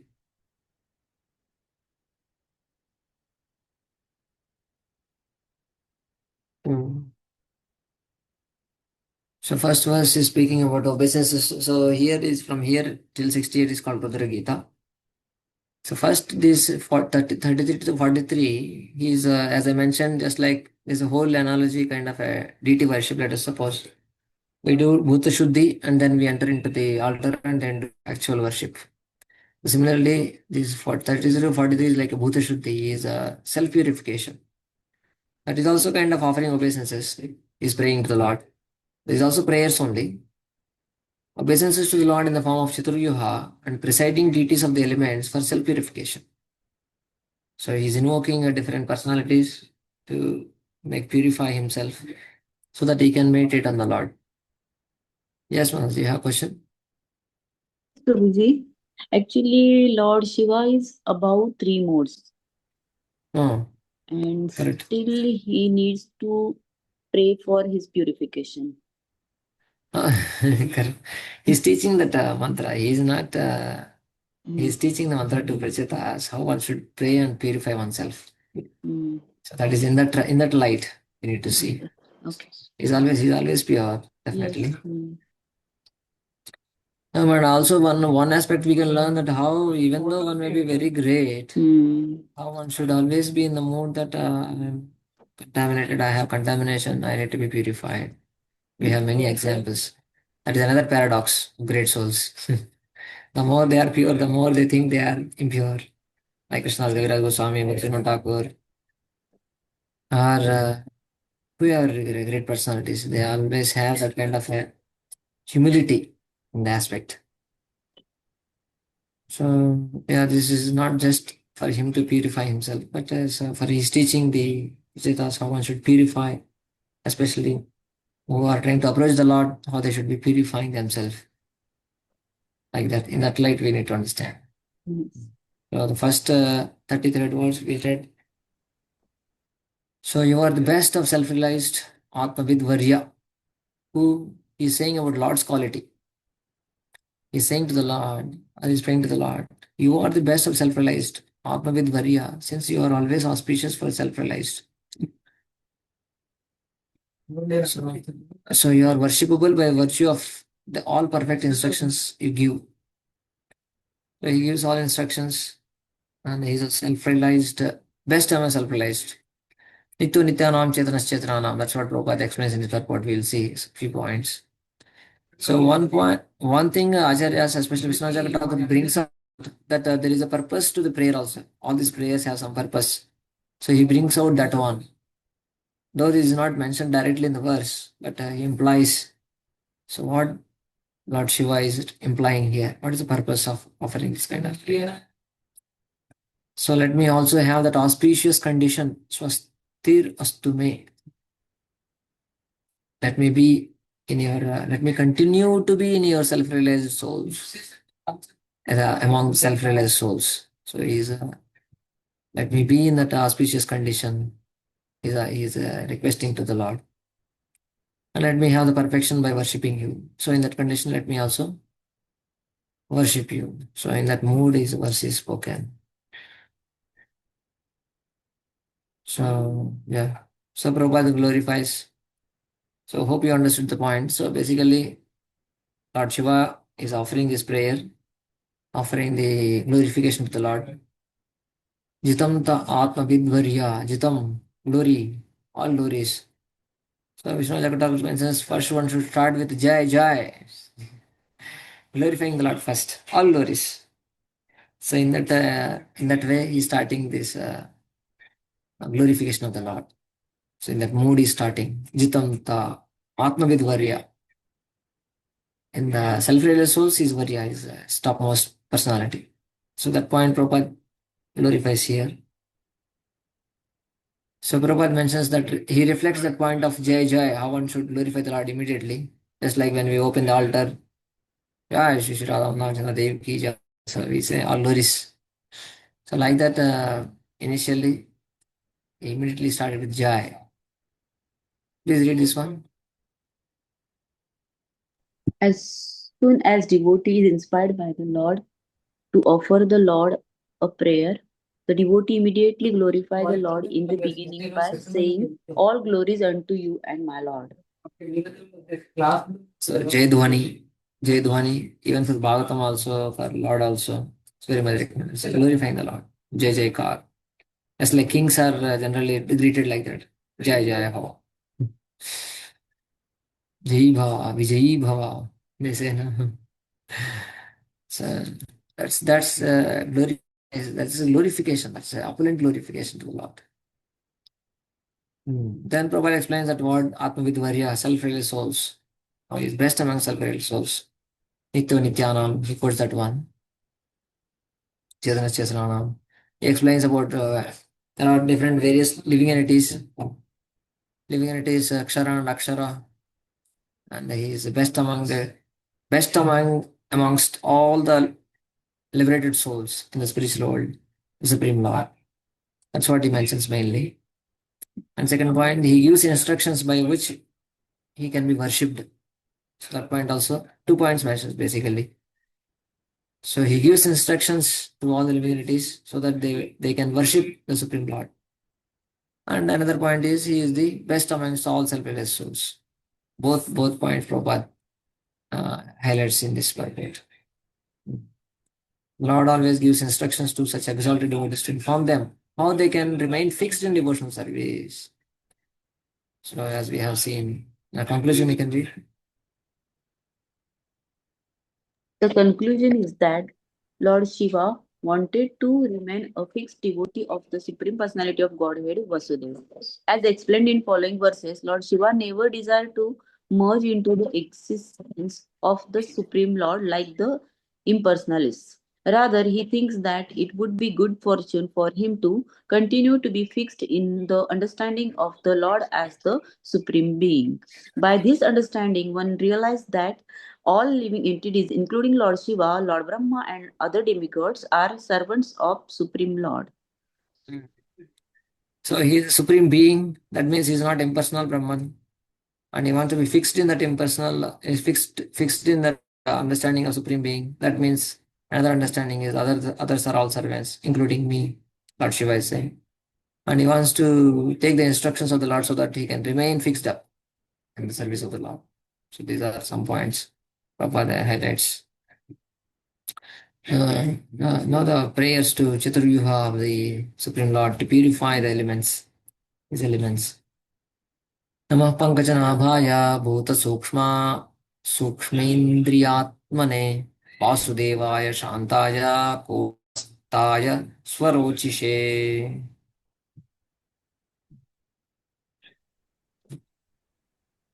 My Lord, you are the origin of the creation by virtue of the lotus flower which sprouts from your navel.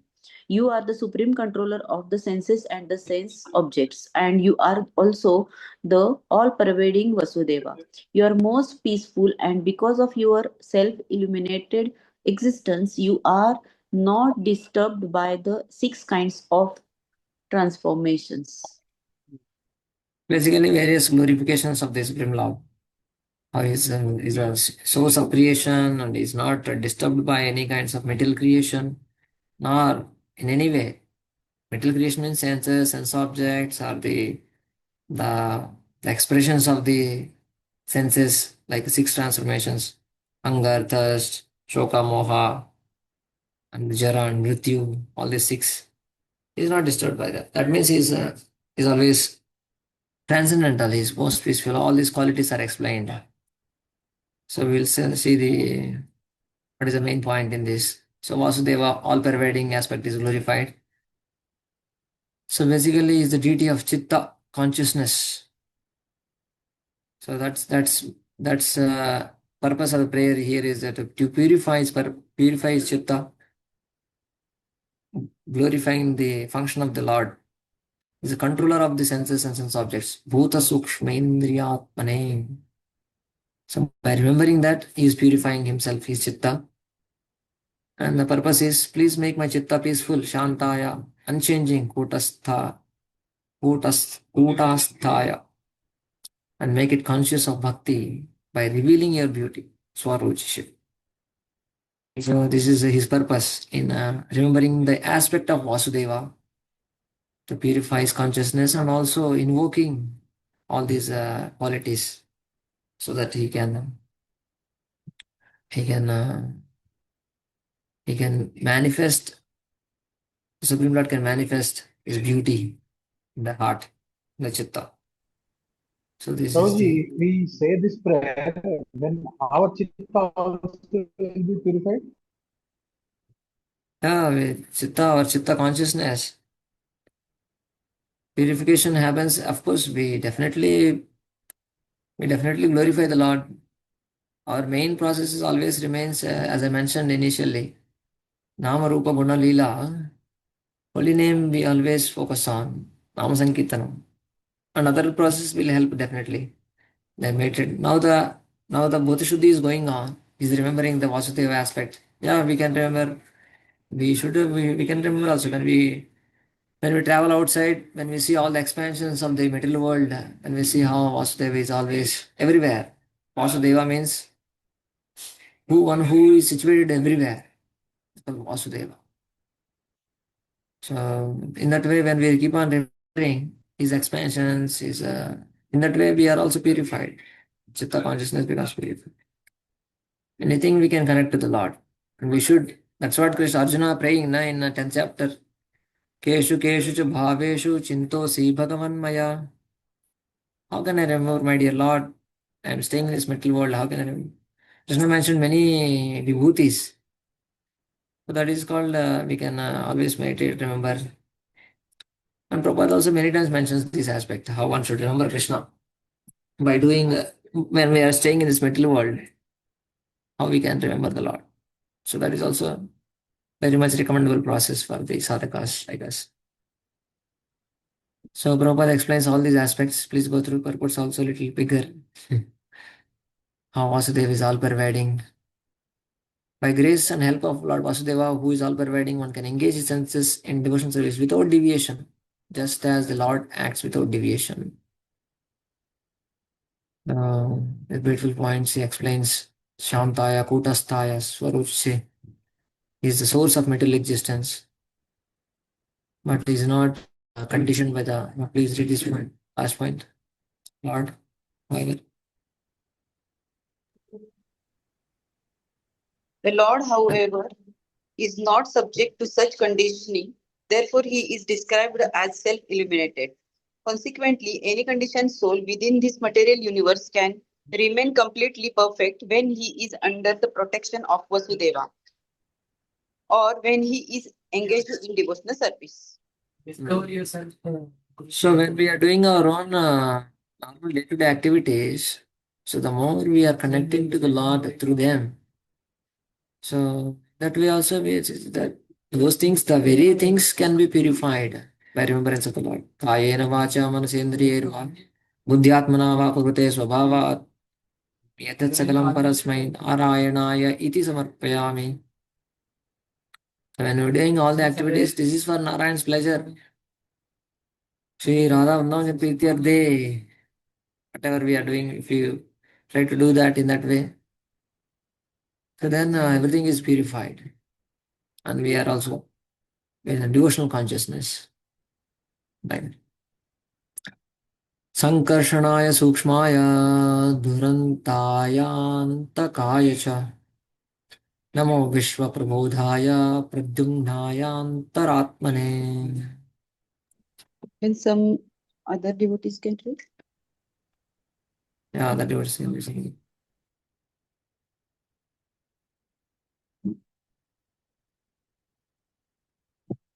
You can read after, you can read if you want. Yes, Prabhuji, I'll try. Is my audio clear, Prabhuji? As of now is okay. Okay. My dear Lord, you are the origin of the subtle material ingredients, the master of all integration as well as the master of all disintegration, the predominating deity named Sankarsana, and the master of all intelligence, known as predominating deity Pradyumna. Therefore, I offer my respectful obeisances unto you. So, saying that how this personality, Vasudeva, we have seen, is Gachit. So, basically, Antakarana has four things you might have, hope you remember from third canto. Anyway, here also given. The four components of Antakarana is Chitta, Ahankara, Buddhi, and Mana. So, these are four combined, considered like Antakarana. So, Antakarana Shuddhi, they say, Samta Shuddhi, they say. So many times the differentiation may be different, but basically they have different functions. Chitta, Ahankara, Buddhi, and Manas. So internal aspects. So they have their own deities, presiding deities. So it's saying after purifying the four components of Antakarana, Chitta, Ahankara, Buddhi, and Manas by worshipping their opposite deities. He offered respects to the Lord in the form of the presiding deities of the elements in 4 verses. Next 4 verses they are saying. So first is Antakarana Shuddhi. So he's remembering the personality so that he's purified, and the purpose is brought out by acharyas. So now we read Sankarshana, we read Ahankara, false ego.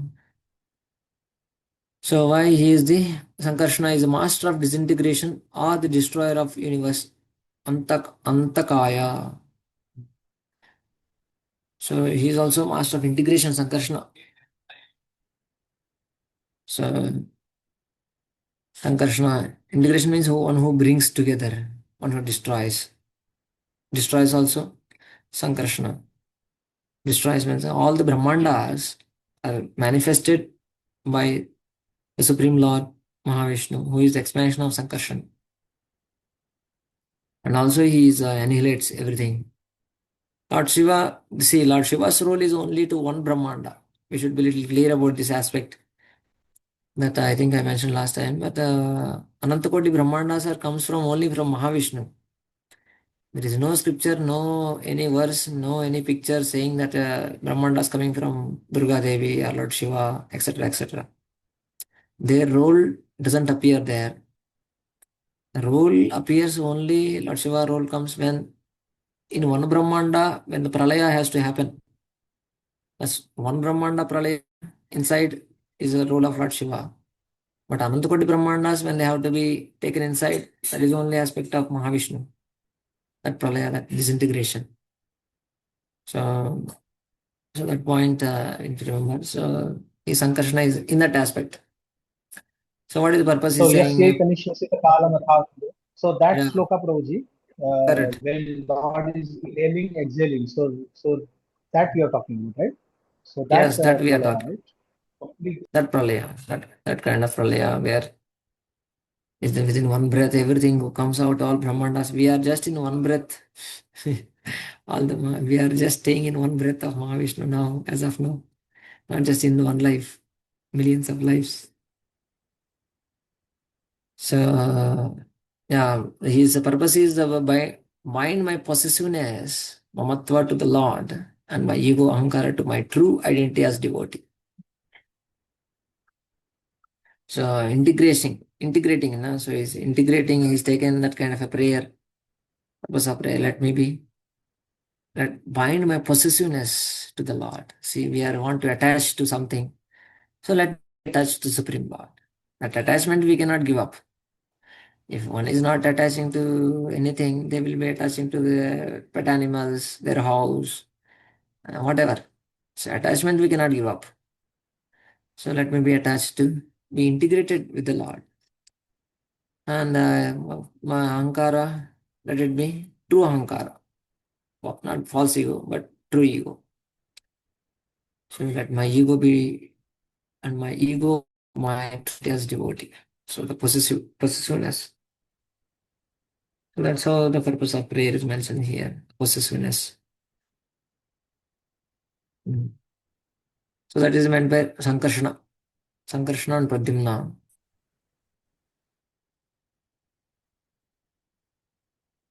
are mentioned here in this verse. Now, Prabhupada aspects brings out the aspects of Sankarshan. Read this one. The whole universe is maintained by the integrating power of the Supreme Lord, who is known in that capacity by the name Sankarsana. Mm. So he's attracting force. Prabhupada mentions all the scientists bringing out gravity, etc., etc. They may say that is all coming from Sankarsana only. Mm. Read these two.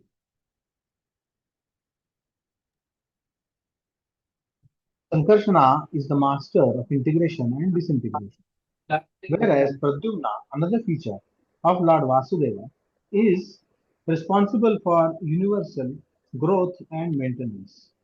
Mm. The word Sukshmaya is significant because within this gross material body there are subtle and material bodies, namely mind, intelligence, and ego. The Lord in his different features, Vasudeva, Aniruddha, Pradyumna and Sankarsana, maintains both the gross and the subtle material elements of this world.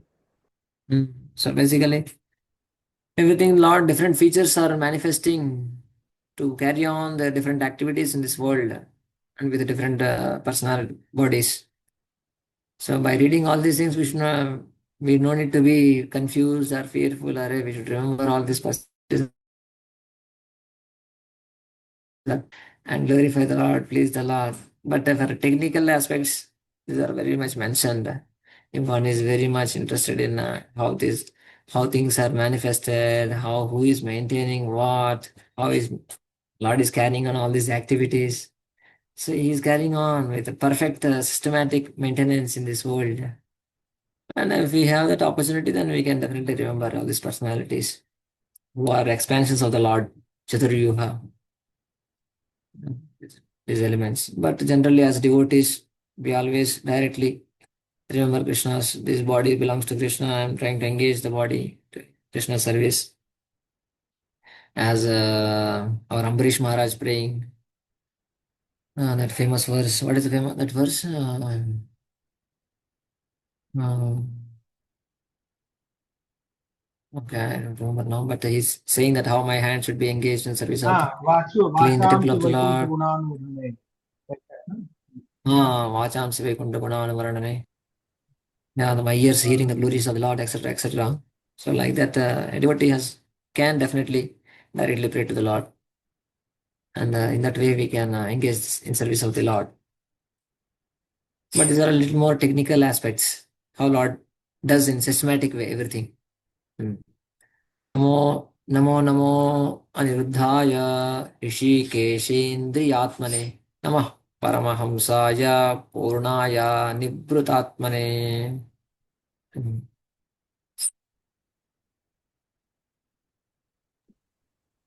My Lord, as the supreme directing deity known as Aniruddha, you are the master of the senses and the mind.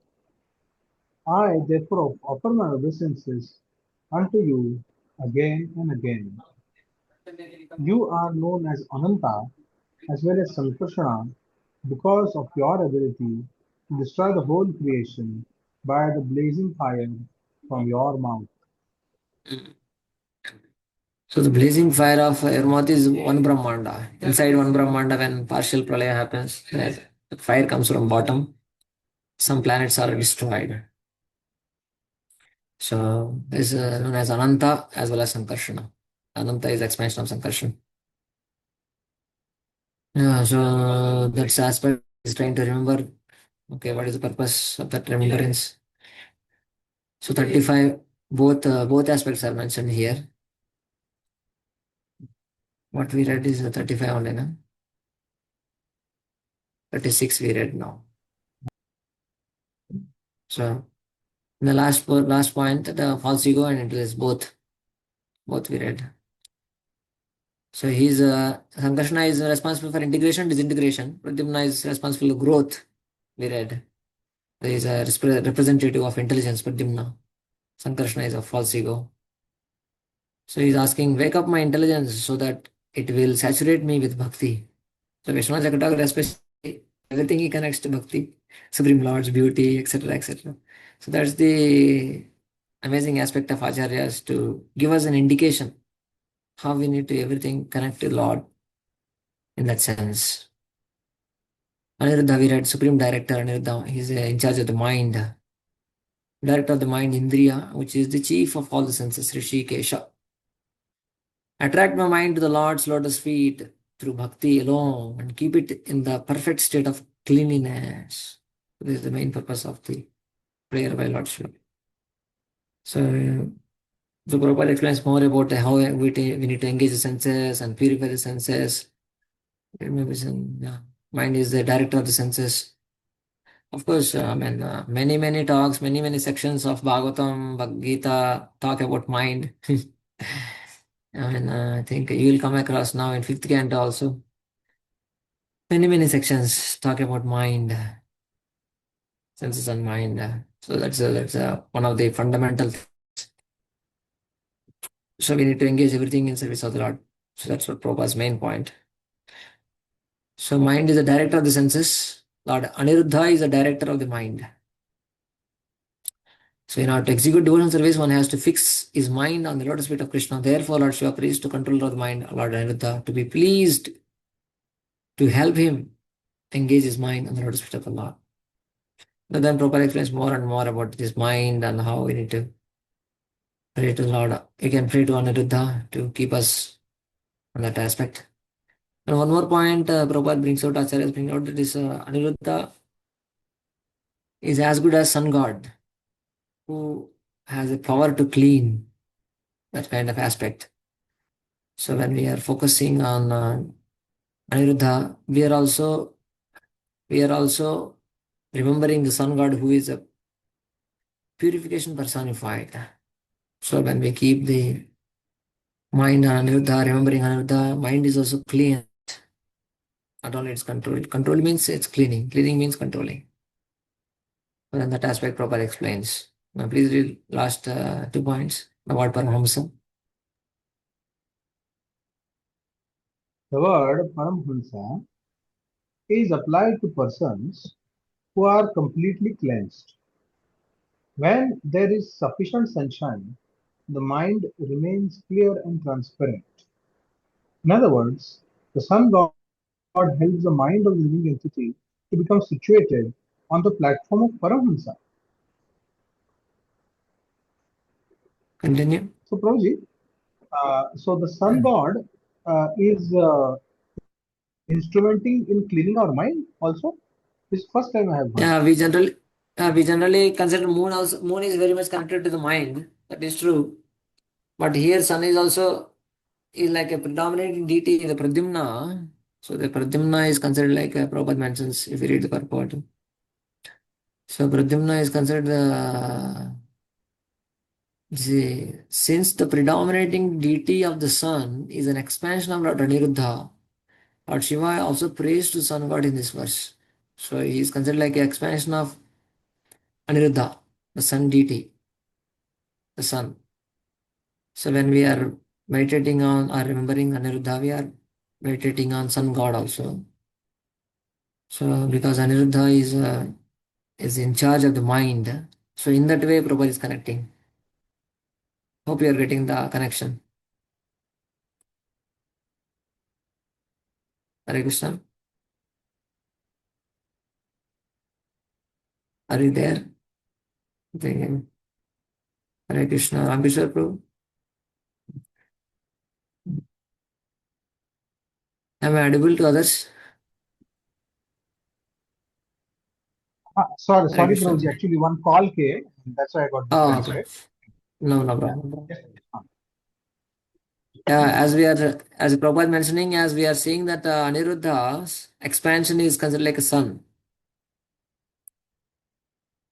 So let me show the verse. Here Prabhupada is mentioning. It is also indicated in the further Lord Aniruddha is the sun god by virtue of his expansions. So when we are meditating, see, Aniruddha is in charge of the mind, the presiding deity, Lord's expansion only. And Aniruddha's expansion is this sun god.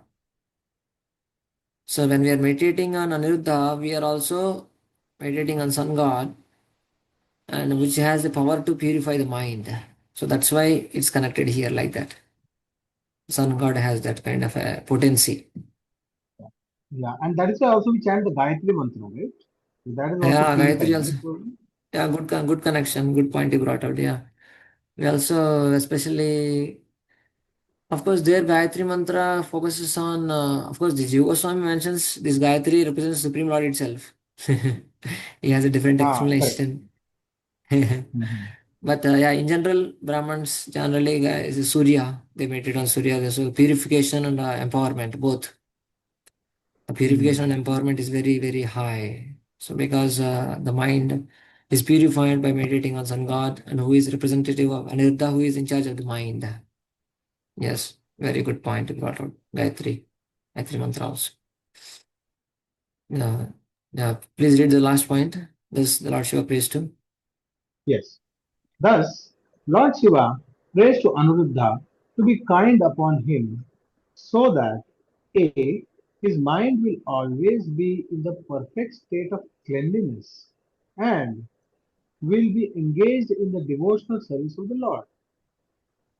Just as fire sterilizes all unclean things, the sun god also keeps everything sterilized, especially dirty things, within the mind, thus enabling one to attain elevation to the platform of spiritual understanding. So, of course, as we are keep on mentioning that we have the holy name, we just meditate on the while chanting, especially.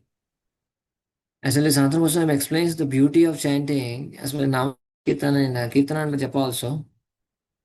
With the eyes, we gaze at the holy name. With the mouth, we chant the holy name. With the ears, we hear the holy name. And he mentions that while writing the holy name on the body, so we touch the holy name. Or and while going the Harinam Sankirtan, when we carry the flags of Harinam, we are serving the holy name by our legs and hands. So like that, he says that one should always engage all the senses in serving the holy name. So and the mind, especially mind also, we keep on meditating on the holy name or the meaning of the holy name. So internally, externally, external senses and internal senses. That's how one should keep on growing in the chanting holy names, either in japa or kirtan. So for that, for ourselves, for it's sufficient. It's such a purifying effect we can experience. Okay, but here also, definitely we can remember great personalities like all the expansions of the Lord. Okay, we'll read at least few verses and maybe we'll pause after few verses like this section. Yeah, please read translation. My Lord Aniruddha, O Aniruddha, you are the authority by which the doors of the higher planetary systems and liberation are opened. You are always within the pure heart of the living entity. Therefore, I offer my obeisances unto you. You are the possessor of semen which is like gold. Thus, in the form of fire, you help the Vedic sacrifices, beginning with Chatur Hotra. Therefore, I offer my obeisances unto you. Hmm. So he is the main personality in terms of elevating one to the higher planets. That's what he's mentioning. So connection is saying that, as Acharya has mentioned, that after offering obeisances to the four components of Antakarana, this Chitta, Ahankara, intelligence, Buddhi, and then Manas, mind, all these personalities, Vasudeva, Sankarshan, Pradyumna, Aniruddha, he offers respects to the Lord in the form of the presiding deities of the elements. All the elements we have in four verses. So Agni, etc., all these elements all are there in order to purify the five gross elements which constitute the body and external senses. So internal, external purification is going on. Both Shuddhi is going on basically. So that so that's the main point here we need to understand. So Surya is we read. Aniruddha's expansion. May my eyes be purified to see the form of the Lord. That's the purpose of the prayer. And then Agni. Chaturhotra, speech. Agni is like a fire. So that represents the speech aspect. Tongue. On the tongue, the president is Agni. So that's speech. Accomplishes the actions of the four priests, Chaturhotra, and expands the fire of sacrifice. Engage my mind in chanting the glories of the Lord. Sorry, engage my words in chanting the glories of the Lord. That is the main purpose. So that's how he is purifying more and more all the elements also. Other elements is purifying. Though the mind has already been purified by offering respects to its upasya deity for worship, Aniruddha, upasya deity is Aniruddha, is already offered prayer. Because the mind is difficult to control, he again purifies it by offering respects to presiding deity, the moon, Soma. Soma. Soma, yeah, here the presiding deity is Soma. The mind's presiding deity is Soma. But the main personality is Aniruddha, is the Upasya deity. See, there are different personalities also. Don't get confused, but different levels of control. So mind Soma is there. On top of him, Aniruddha is there. So now I'm going to offer to Soma. 38. Nama Urja Ishetra Traya. Okay, read translation. My Lord, you are the provider of the Pitru Lokas as well as all the demigods. You are the predominating deity of the moon and the master of all three Vedas. I offer my respectful obeisances unto you because you are the original source of satisfaction for all living entities. So Aniruddha is the person. Okay. So he is offering obeisances to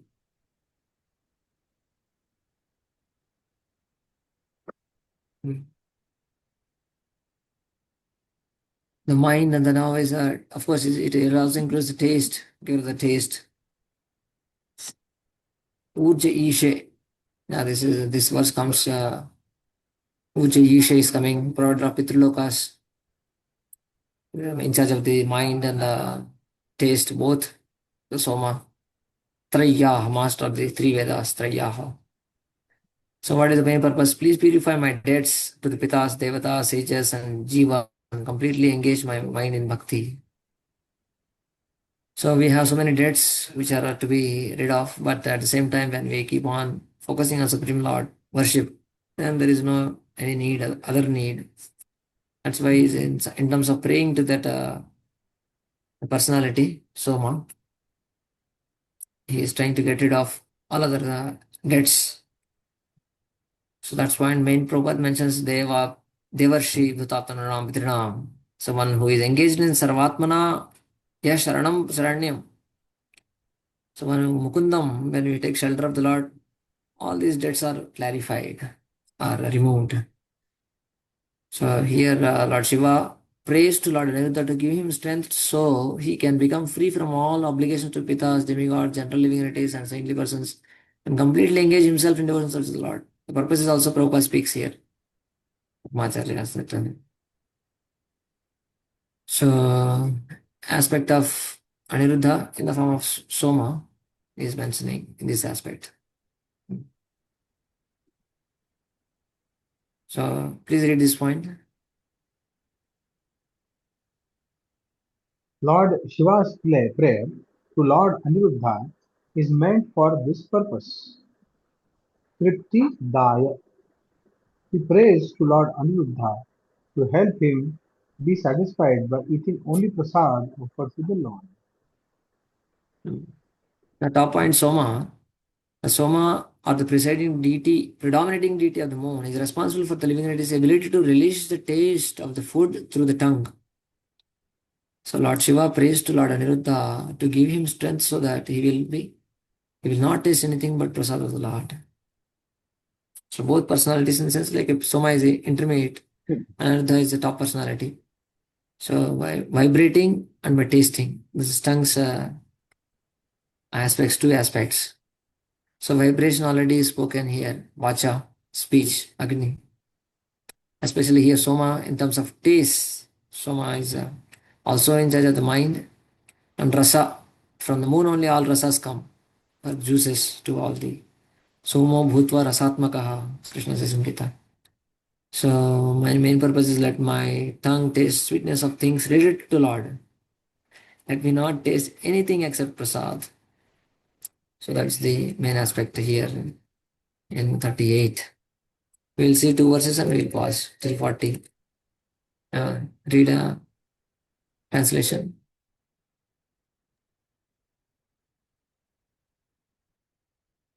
Okay? My dear Lord, you are the gigantic universal form which contains all the individual bodies of the living entities. You are the maintainer of the three worlds, and as such, you maintain the mind senses, body, and air of life from within them. I therefore offer my respectful obeisances unto you. Continue. As the individual body of the living entity is composed of millions of cells, germs, and microbes, the universal body of the Supreme Lord similarly contains all the individual bodies of the living entities. Lord Shiva is offering his obeisances to the universal body, which includes all other bodies, so that everyone's body may fully engage in devotional service. Hmm. So Lord Shiva is offering that let everyone, at all senses, because he Kesha, he's not the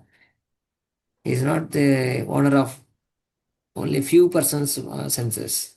He's, a, he's the proprietor of all senses, everyone's senses. So everyone should be engaged in service to the Lord. That's the main point. So Prabhupada mentioning that etavat janma safalyam dehinam ihateshu pranay radhe dhiya vacha. Whatever we have, let us fully be engaged in service of the Lord. So that point, even though one may desire to engage in service of the Lord, without sanction one cannot do so. So just by desiring is not sufficient. His sanction also has to be there. So that is a very subtle point Prabhupada is bringing out. God has to sanction. Lord Shiva is offering his prayers in so many different ways in order to show the living entities how to engage in devotional service of the Lord. So basically, we can all try to endeavor to please Lord in different ways. We can offer prayers in these ways. Please read, my dear Lord. My dear Lord, by expanding your transcendental vibrations, you reveal the actual meaning of everything. You are the all pervading sky within and without, and executed both within this material world and beyond it. I therefore offer my respectful obeisances again and again unto you. Mm, unto you. So here basically Nabha, Nabhase, to sky, is offering different elements we are seeing. Na? How he is offering businesses to different elements. So we have seen a Hiranyagarbha, embodiment of earth. We have seen containing souls of all living beings. Earth is containing. Stimulate my nose to smell the fragrance of the Lord. Engage my body and everyone's body, all senses in service of the Lord. So everything has to be engaged in service of the Lord. So in the 39 only, Virat Rupa, palm of all senses, Vayu, protector of the three worlds, Trailokya Palaya. So he is asking that please enter my mind, Vayu entering in our body so that it can give us strength and everything also touch in connection with the Lord. Everything has to be in connection with the Lord. So that's what he's praying. The purpose of the prayer, Lord Shiva, into different personalities, Rupa, Hiranyagarbha, and Vayu. And now it's Nabha, it's a sound aspect, ether. The ether reveals the actual meaning of everything. Ether only will reveals, we have seen in third canto, everything we can hear because of the ether, supports everything internal externally. He's asking, make my ears hear about the beauty of the Lord, reveal the meaning of the name, mantra, and bhakti scriptures, chanting Hare Krishna. So that the holy name only will reveal. So he's asking that my ears hear about the beauty of the Lord. So in that way, he's requesting all the elements, praying to all the elements to purify him and elevate him and be everything be in connection with the Supreme Lord. Please read this one, however.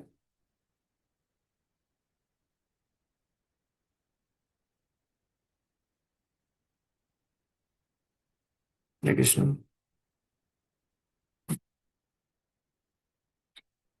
Some other one can read.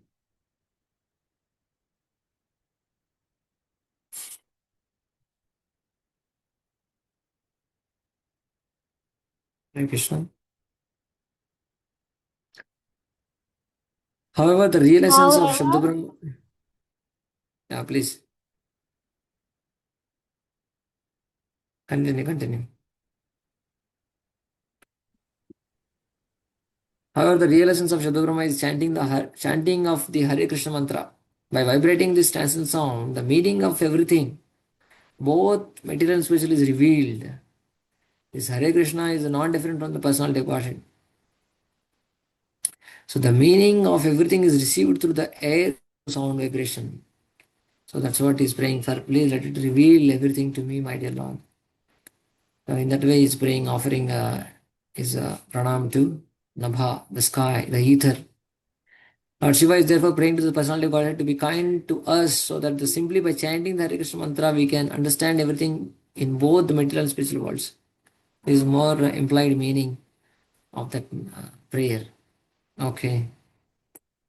Okay, that's how Lord Shiva is offering. First of all, is he will offer, I think, three verses are there, 43 till 43.